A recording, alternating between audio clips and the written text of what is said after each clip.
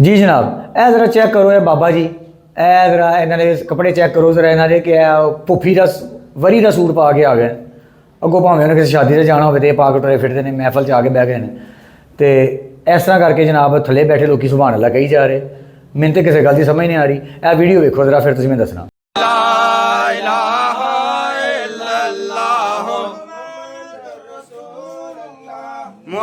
हाँ जी, वेखी वीडियो, की मजाक है यार, की चीज़ा ने यार। बाबा जी ये पीर है यार, कमाल हो गया। अभी इस पीर को मैंने समझ नहीं आ रही कि मैं कोई इस्लामी तलीम लवां या कि राग ठुमरी सीखा।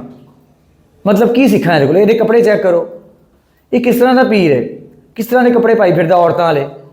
मतलब औरतां वाले कपड़े पा के सानू मजहब दी तलीमां देगा, आप मर्द है की कोई मिक्स जी गल सानू को समझ नहीं आ रही। ए ने ए वो पीर ने, ए वो बाबे ने जिन्होंने खिलाफ असीं टुर रहे हैं, जिन्हें असीं हाईलाइट कर रहे हैं।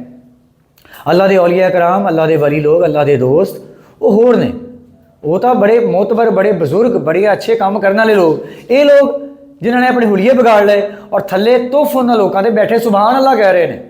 चेक करो ये सुभान अल्लाह कहने वाले कैसे ने, सिर्फ उन्होंने पैसे उन्होंने हत्था ही रखी जा रहे हैं। घर भावें पुत्र अपना छोटा बच्चा को भुख ना मर जाए, भावें कोई किसी नाल बीमारी नाल मर जाए, उन्होंने मदद नहीं करनी, बाबे के हत्थां ने 100 150 का 200 का नोट रख देना। कमाल हो गई वैसे तोहफे। इस वास्ते तो कहने कि तुम इस फकी नूं लवो, इंशाअल्लाह तुहानूं फाका होएगा कि मेरे नबी सा है ही कोई नहीं, इहो जे कई लगन बगड़ बाबे ते शै ही कोई नहीं।